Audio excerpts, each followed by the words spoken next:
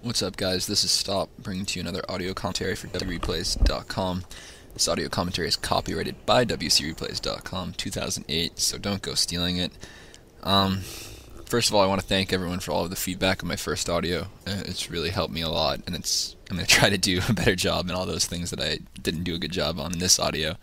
And the first improvement I'm going to make is I'm going to do more than one game, and the reason for that is that I don't think in one game I can properly cover a matchup.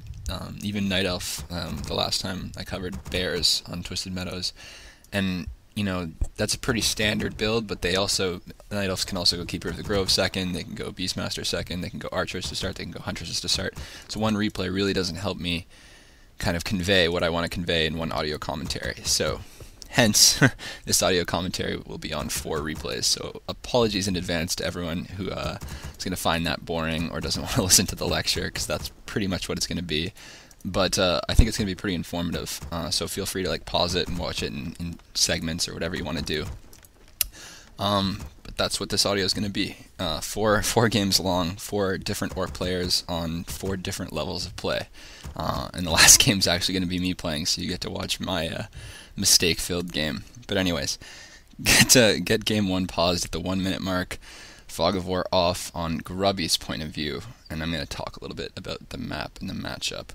First of all, the whole audio, all 4 games, I'm going to be trying to show Orc players how they can manipulate timing to really take away the strength of the human tier 2 tower push. The idea behind the tier 2 tower push is that they basically overwhelm you with summons. They slow your grunts. You probably don't have Dispel. Most of the time you maybe only have 1 walker. A walker with Disenchant really isn't that effective at dispelling summons. It's more effective at dispelling slow. So they hit you with, some of them go Beastmaster second, so they have Quillbeast. Most of them go Archmage, so level 1 or level 2 Water Elementals, both of which are really strong against Orc. Mass Militia, and then of course the Ivory Towers. So if you don't take out the towers go up. If you take out the army, the towers still go up. It's pretty difficult for the Orc player. And a lot of the difficulty, I think, is that Orcs just watch the pros and they see the units, they go, and they copy it without really understanding what's going on and what the human's trying to do, why it's powerful, etc., etc., etc. So the first game, Grubby versus Hope-Z from the Zotac Cup. Hope-Z is a Canadian player. Props to him. He's a very, very good player, good guy. He's not on Grubby's level, I know, I'm sorry, but he plays very well in this game, so props to him. And I still think it's definitely a very educational game, so that's why I chose it. I also want to apologize, because this is WAG TV streamed, so you're going to have to put up with that. But anyways, Orc vs. Human, Echo Isles, 2 spawn locations, so you know where he is right away. You need to know that because the human can Firelord Tower Rush you, and this is one of the more popular maps for him to do it on. So my recommendation to all Orcs is to send out a scout. If they've gone late altar, that pretty much means Firelord Tower Rush, and you need to prepare for that adequately. That's the first thing you need to do. The second thing to be aware of, there are 10 places on this map that drop Claws of Attack, and there's a marketplace, so you can buy them at the marketplace, which means it's a Blade Master map, really. I mean, you can Farseer, and you'll see a lot of Orcs Farseer, either because they're afraid of the Firelord Tower Rush or the Tier 2 Tower Rush and whatever, but Blade Master is very, very strong on this map. And Grubby, who loves to use Farseer, will go Blade Master in this game.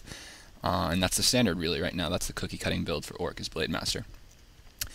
From the human perspective, it's important to understand the human goals. And the human goal, basically at Tier 1, is to stay alive, keep the Archmage alive, while getting at least level 2. They really need Brilliance Aura. If they don't have Brilliance Aura, they can't cast Infinite Water Elementals. And if they can't do that, you can harass them pretty much all day long. So a good rule of thumb for the Orc player is, if they're at level 1, you're winning the game. At level 2, hopefully they didn't get it right away, but your harass is going to be a lot harder, and you're going to need to work harder. And if they get level 3 before Tier 2, so basically they have the level 2 Water Elementals, you've probably lost the game if you're cookie cutting. Honestly, it's very, very difficult with standard Grunt Raider Walker to take down those level 2 Water Elementals and the Tier 2 Tower Push, particularly because you probably only have 1 Walker with Disenchant. Maybe 2 if you've managed to delay them, and even then, those aren't really that effective at taking out the Water Elementals. So, you're going to be harassing. Maybe not right away.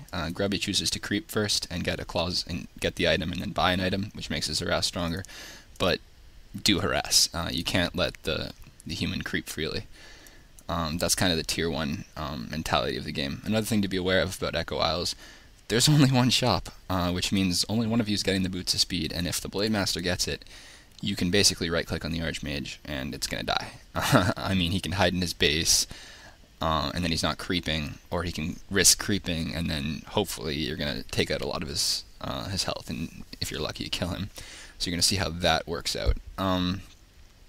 So yeah, those are pretty much the Orc and Human goals. Tier 1, Orc, stop the human from creeping, human, creep. And I mean, that sounds really simple, but it becomes pretty difficult, particularly at high levels of play.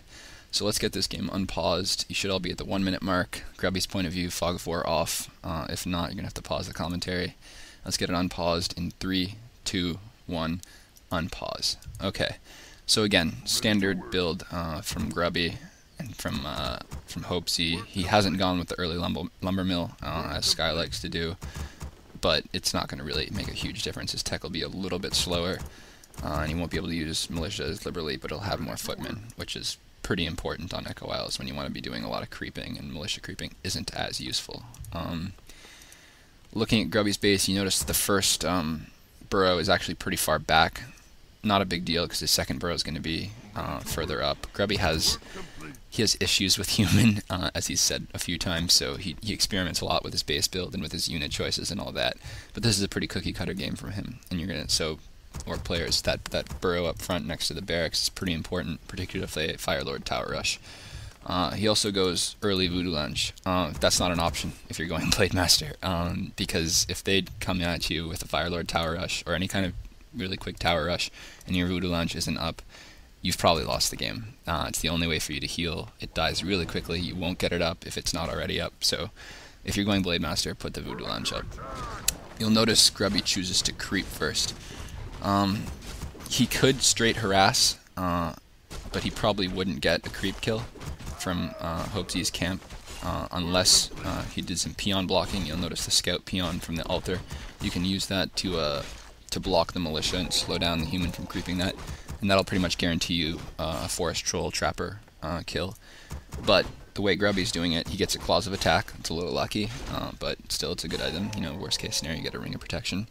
He sends his grunt right away to scout to make sure the human's not going straight to the merc camp, which is important because if they get that, you're in trouble. They can get a really good item and they can hire the mercenaries. He grabs a healing salve and he heads over to harass.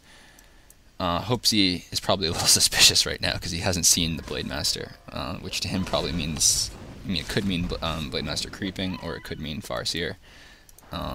But you'll notice he did a little move away with his Archmage there, suspecting Blade Master, and he kills this Water Elemental, suspecting the Blade Master is going to be there. Grubby, by the way, after getting his claws, goes to the marketplace and spends 125 gold on more claws. Yeah, believe it or not, it's actually worth your while. With that first grunt, he's found the human army. He knows where he is, so he can send his Blade Master to go creepjack him, deny experience, do damage to the Archmage, whatever he can. So that's exactly what he does. He walks in, and the first thing he's thinking is damage the Archmage, because there are no creep kills available, and because he has 2 claws of attack. So he does that, but as he's doing that, unfortunately for Grubby, he gets his grunt ensnared. That's something you really have to be aware of. This camp and the center marketplace camp and your orange camps all have trappers, and he loses that one grunt to a nice surround by Hopesy. But he's able to get the Boots of Speed, which, as I told you before, is pretty key. And Hopesy, because he didn't get the boots, he can't run away without dying, so he takes the Staff of Teleportation and gets out of there.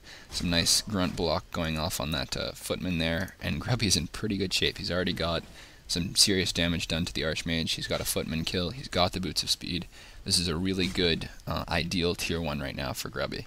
He also knows where the Archmage is, which is really important. You need to keep an eye on the Archmage. You don't want him creeping without you knowing. So you'll notice he has a grunt patrolling next to the marketplace. Anyways, he's doing as much damage as he can. Hopes he tries to block him in with a farm. That's a really good trick a lot of human players should know about, is having only one opening to your base. And if the Blade Master goes in, you can build a farm, and he can't win walk-through farms.